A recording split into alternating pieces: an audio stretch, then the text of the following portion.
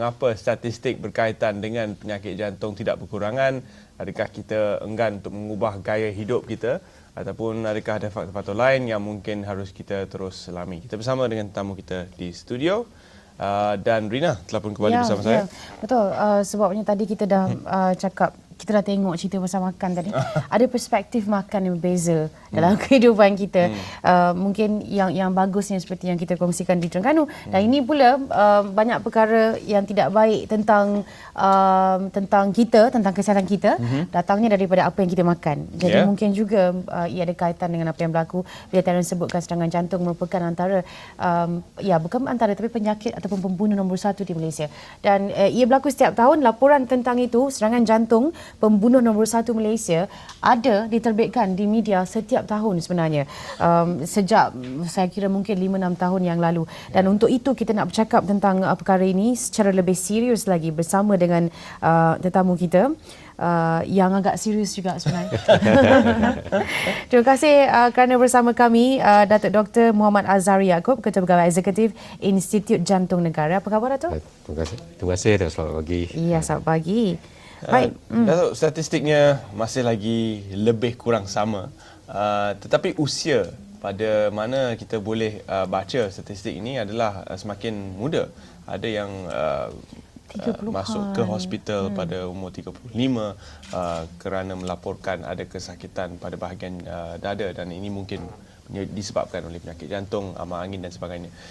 Bolehkah doktor berikan kita satu perkongsian tentang mengapa faktor usia ini semakin muda tahun ke tahun?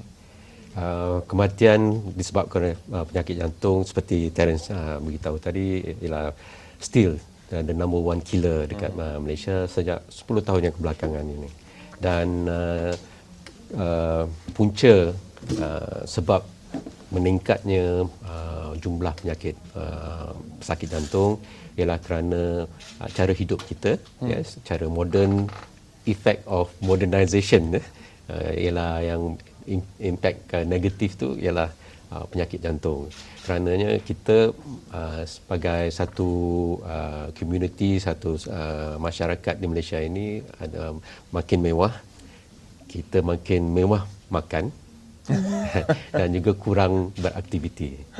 So lifestyle, sedentary lifestyle, kita tidak cergas, dan juga cara makan kita yang mewah dengan makanan kita suka makan lah. Suka untuk kita faham, sejak 5 tahun apa yang Rina kongsikan, ia masih lagi bergelar pembunuh nombor 1. Dan sering kali sepanjang 5 tahun itu kita ada perkongsian, kita ada kempen kesihatan dan sebagainya untuk memberi peringatan kepada orang ramai. Memang makanan di Malaysia ini sedap, tapi janganlah keterlaluan. Namun seolah-olah tidak diindahkan, dan mungkin mereka lupa bahawa ia akan membawa kepada kesan negatif pada jangka masa yang panjang. Kempen seperti ini kita perlu berterusan, dan hanya bukan bergantung pada pihak yang bertanggungjawab seperti kerajaan atau Kementerian Kesihatan. Semua agensi atau non NGO dan sebagainya perlu memberi penerangan dan education tentang masalah kesihatan begini. Seperti yang dimaklumkan juga di akhbar-akhbar kebelakangan ini, kita di Malaysia adalah antara rate yang penyakit diabetes yang tinggi, dan we are one of the obese nation in Southeast Asia or in Asia, mana masyarakat yang peratusan orang yang berat badan yang tinggi berlebihan adalah tinggi di kalangan negara-negara di Asia ini. Itu adalah petanda-petanda yang akan diakhiri dengan penyakit jantung dan sebagainya. Dan kita sekarang tidak hairan kalau tengok anak-anak kecil, kanak-kanak kecil sudah overweight, tinggi, dan juga bukan sahaja di kota. Kalau kita perhatikan pergi ke di luar bandar juga, kita akan dapati ada orang yang berlebihan keberatan badan yang lebih, dan ini adalah punca-punca yang menyebabkan penyakit jantung. Dan kita perlulah supaya pihak media, pihak kerajaan, pihak NGO dan sebagainya, pihak sekolah juga perlu memberi penerangan dan juga kesedaran tentang masalah ini. Ya, ada juga yang kita baca beritanya, kita lihat kejadiannya adalah terkena serangan jantung selepas bersukan contohnya, ataupun selepas melakukan aktiviti yang kita rasakan seolah-olah aktiviti yang sihat, yang bagus. Dan ada juga sebelum ini saya ingat laporan akhbar yang menyebut tentang bagaimana kegiatan bersukan pada waktu malam selepas kita bekerja seharian juga boleh menyumbang kepada serangan jantung. Kemungkinan serangan jantung tu. Mungkin boleh Datuk jelaskan tentang ini.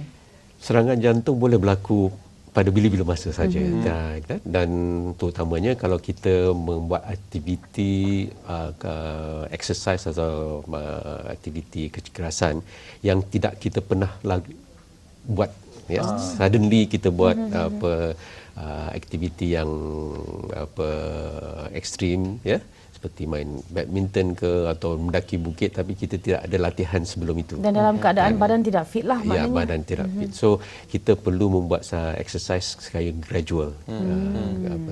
Kita buat exercise itu bertahap-tahap tetapi bertambah setiap masa. Rather than kita tiba-tiba membuat satu aktiviti yang very extreme, tapi tidak ada latihan sebelumnya itu. Yang workout, yang pergi ke gym dan sebagainya pun ada juga faktor-faktor risiko di situ, kerana ada yang mungkin keterlaluan dalam menjalani aktiviti kecerasan itu. Penting sebegini, dan di Institut Jantung Negara kita ada wellness center.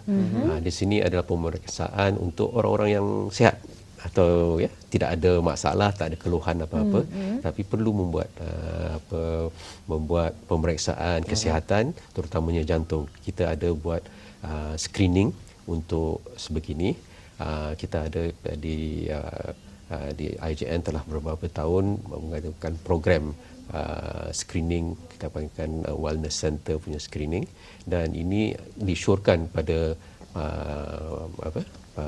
pada orang-orang yang sudah berumur meningkat dalam 40-an tahun, untuk memastikan dia tidak ada penyakit jantung, dan ini membolehkan mereka membuat aktiviti yang cergas lagi.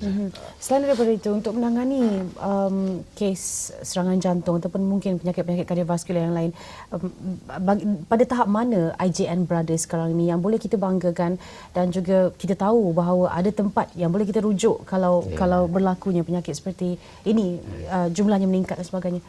IJN adalah satu kebanggaan di Malaysia ini, kerana kita telah menetapkan taraf kita di peringkat antarabangsa, dan kualiti penghormatan IJN adalah di peringkat antarabangsa. Kita dapat pengiktirafan akreditasi JCI, iaitu Joint Commission International.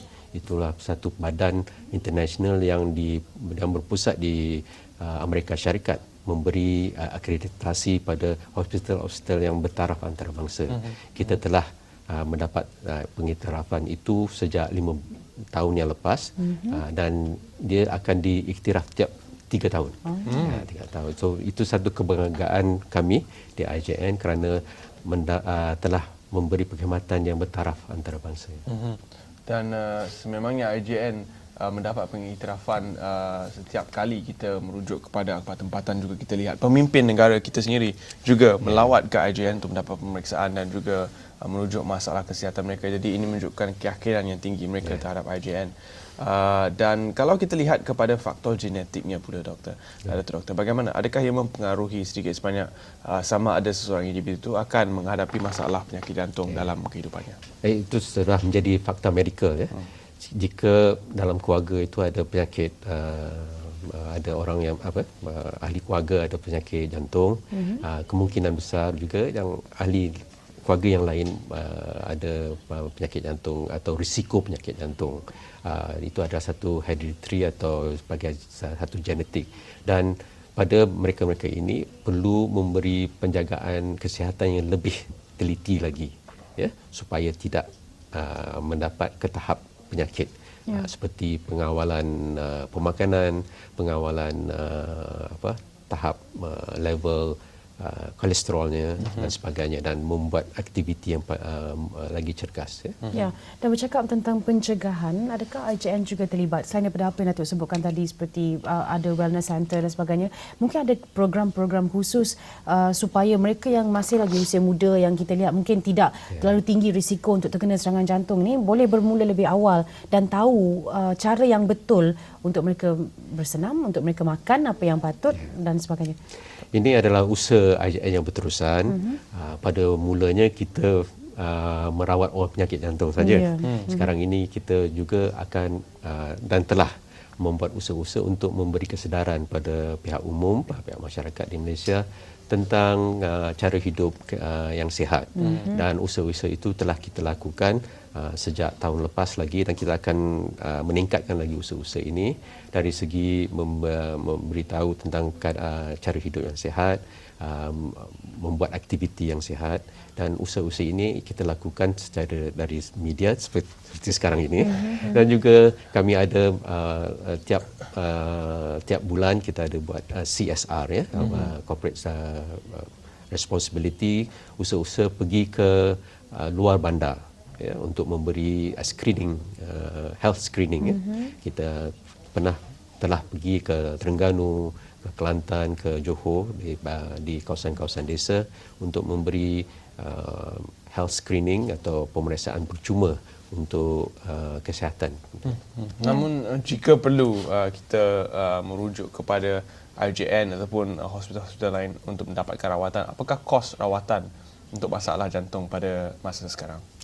Kos rawatan adalah memang perawatan jantung akan mengambil kosnya agak besar juga, ya, pasal facility sophistication yang perlu ada untuk merawat penyakit jantung ini. Tapi kita ada kemudahan seperti bantuan kerajaan, bantuan dari kita ada yayasan IJN, ya, untuk memberi bantuan kepada orang-orang pesakit-pesakit yang tidak kurang mampu.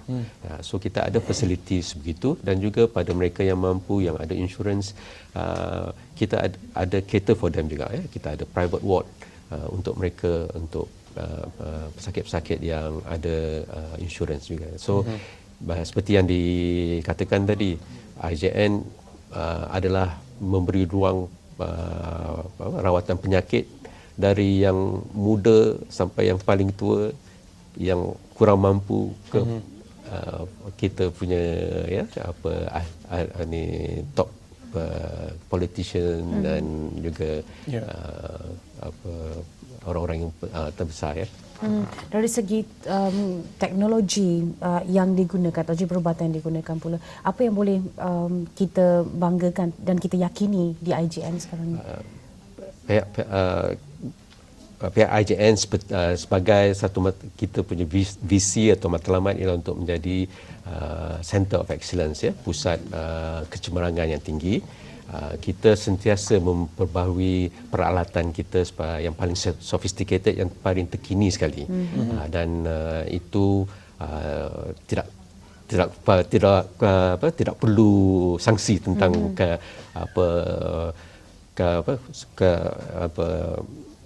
peralatan kami, pasal kami yang paling canggih yang available, and that is been recognized di rantau ini, ya. Dan ini adalah usaha kami untuk memberi perkhidmatan yang terkini, yang memuaskan untuk seluruh strata masyarakat. Ya. Baik. Terima kasih yang berbagai, Datuk, kerana sudi bersama kami dalam Selamat Pagi Malaysia, dan kita akan terus berkongsi mengenai masalah kesihatan, terutama sekali jantung, setiap hari Selasa.